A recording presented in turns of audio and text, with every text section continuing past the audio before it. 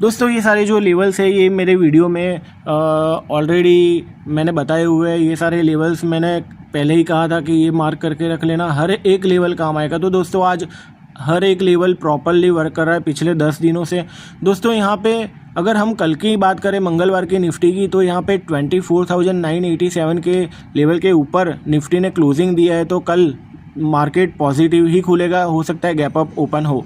दोस्तों अगर हमको कॉल बाय करना है या पुट सेल करना है यहाँ पे, तो हम 25,057 के लेवल के ऊपर अगर 15 मिनट की एक भी कैंडल क्लोज होती है कभी भी, उसके बाद दूसरी जो कैंडल निकलती है वो कैंडल में हम यहाँ पे हम ट्रेड ले सकते हैं। और जो हमारा टारगेट रहेगा वो 25,120 और फिर 25,170 और उसके बाद 25,276 का यहाँ पे हमको एक अच्छा खासा पॉजिटिव साइड मूव देखने को मिल सकता है। दोस्तों अगर मेरा वीडियो अच्छा लगा तो प्लीज़ मेरे इस वीडियो को लाइक कीजिए। Thank you very much.